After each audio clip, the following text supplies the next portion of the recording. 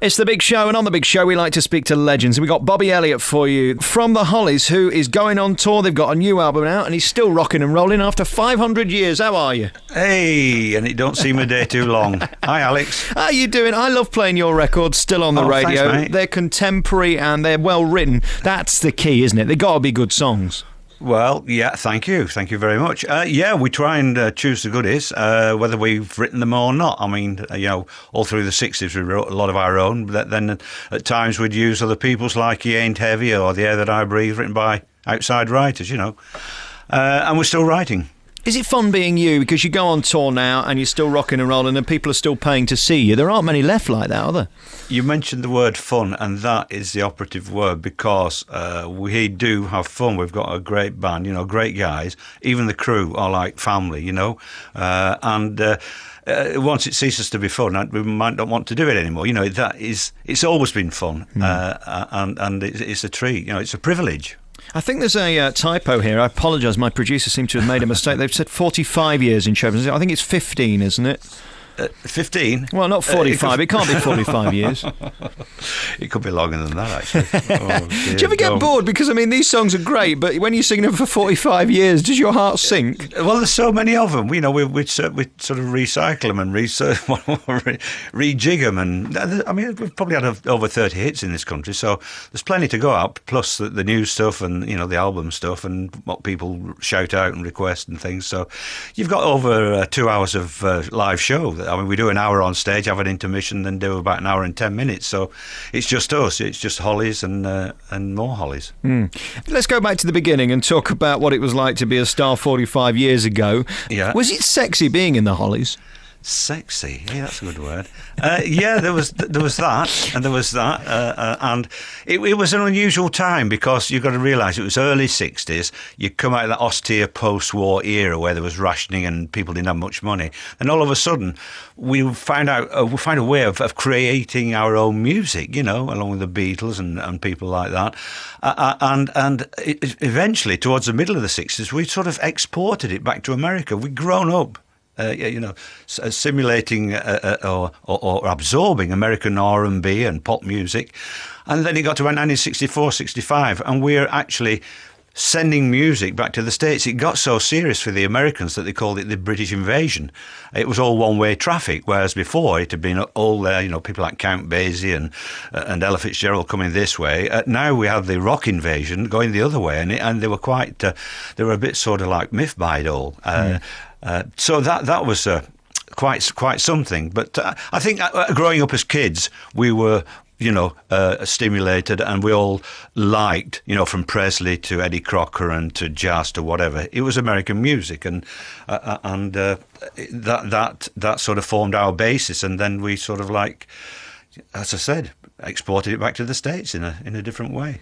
When did you know you'd made it? When was the moment when you realised, I'm not bad at this? I think doing the Albert Hall very early on. We were at the Albert Hall. The BBC used to have broadcasts from the Albert Hall, live broadcasts, and to be on stage there, lots of other artists, or maybe the Beatles were on as well, and people like Del Shannon, and lots of other drummers who were, good players, and I realised I'd found my level. I gave you that confidence. Then, yes, I think I realised that we had arrived, because you get people coming up and patting you on the back and things, and that was that made you feel really great.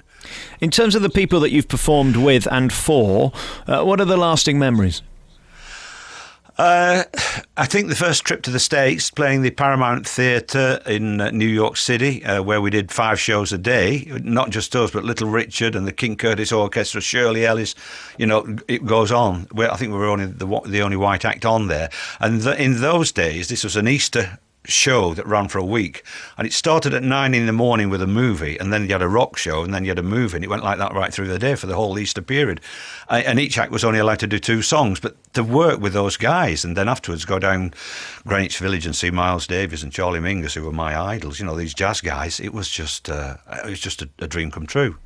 How would you describe yourself in terms of a performer? Are you more musicians than showmen? Because it really was about the music, wasn't it, in those days? Yeah, but I think the show thing comes through. you don't know you're doing it. I mean, I'm fairly flamboyant drummer. You know, the cymbals are always high up. I sit high up, and I think it started out with wanting to, being sat at the back. I wanted to be seen, so I sat high up when I was a kid.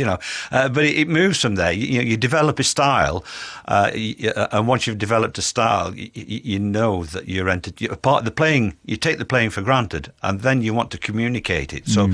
Whether you're a drummer, a guitar player, or a front man, and it's the tools of the trade, and you want to hone your craft, and you want to be as good as you can be. So what makes you go from just being an okay drummer to an amazing one then? Because it's a funny thing, it just looks like a load of things in front of you. You got a stick and you whack them, and you're just keeping everything going. We have 2 sticks nowadays. I only play with one, that's where I'm going wrong, isn't it? Get your other stick, and you can use your feet as well. And can you peel a banana sideways? No. There is practice, really, but I'm a pretty lazy guy. I don't practice as much as I should. Dare I use the word, there's a gift comes. I think you're born with something, whether you're a painter or whatever, and a brain surgeon, a drummer. It just I think I had this natural ability. I was a bit of a. I don't want to sound big-headed, but I just had something in there that I had to play drums, and it gave me a head start, and in a way, and it just carries me through. It's like the old riding the bike job, I'm a lazy guy, but I go on stage and it works. And physically, how fit do you have to be? Because to me, the drummer's the hardest working physically of anybody else in the band. Yeah, you've got to be pretty fit. It's a physical thing and a mental thing. You're carrying the whole thing. You are the powerhouse. You are the engine room. You are driving that band, and you're counting the songs in and this, that, the other. You are, it all runs to you. You are the timetable in a way. And fitness. Comes into it in a big way. I mean, some of the new guys, the young guys, are like athletes. They practice all the time and eat the proper food and this. Quite right. And fitness is very important. Yeah. And in terms of keeping everything going, I mean, I was just at the Michael Bublé concert the other day, and it was just brilliant. And hearing those new PA systems with the drums is really a thrill, because they heighten the sound, and the beat can literally move your heart, can't it, when you're sat in one of those auditoriums these days? Is that good for you? It makes it easier for me because, everything is mic'd up now. There are lots of mics on each individual cymbal and percussion thing, any effects you've got there. And it does make it easy because you know that stuff is being heard out there. But there is light and shade. I mean, I don't want to sort of like blast people's eardrums. There's if you've got a good front of house sound engineer, he will make it all sound good, but also not sort of punish people. It will be a joy to hear those chimes and different tones and intonations from the drums. So it's all a lot different from those early days where the drums weren't mic'd up at all, and I used to tune my drums to get them, the most volume out of them as possible. I used a wooden bass. The beater on the bass drum in the early days with me wasn't made out of felt, it was made out of solid wood, so it really whacked through. So it's all changed, and technology, like early days you recorded on 1/4-inch tape, and there was no overdubs. I mean, Stain, just one look, it was recorded on a 1/4-inch piece of tape. Yeah. And if you did something wrong, they'd edit it. The fella would come in with a razor blade and sort of splice it together.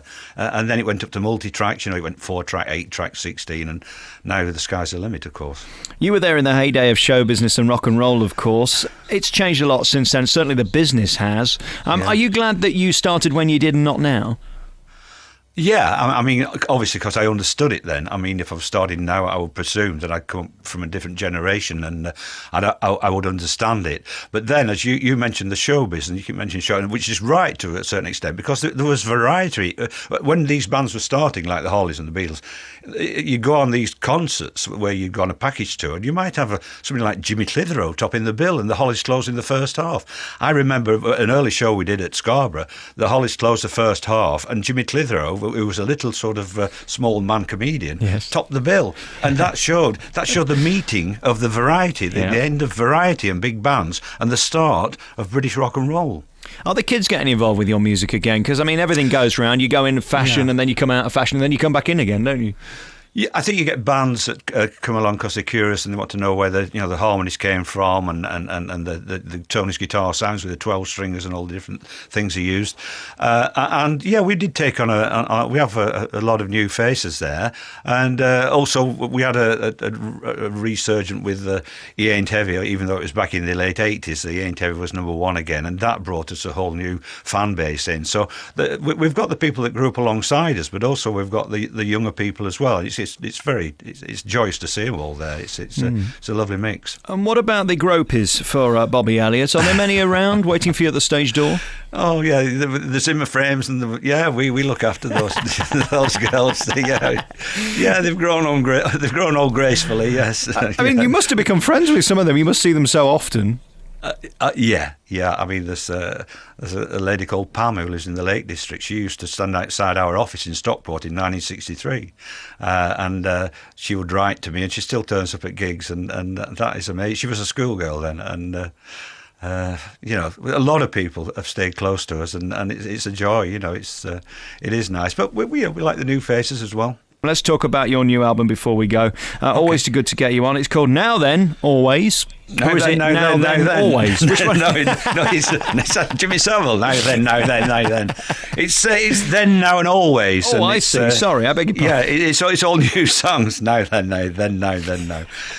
Yeah, guys and girls. A tremendous album, and it sounds so like you. And I know that could be perceived as an insult, but it's not. We want to make the Hollies sound like the Hollies, don't we? And when you do a new album, we look forward to your sound, which is unique. It's probably that three-way harmony, It was based on, when we were kids. It was based on the Everly Brothers with Alan Clark and Graham, Graham Nash, who formed Crosby, Stills and Nash, and then Tony came along and added this lower bass harmony, lower harmony, and it made it sound more like a horn section. It's got that big spread with it, and that came along probably stay Just One Look time. Yeah. What's the best song on the album then?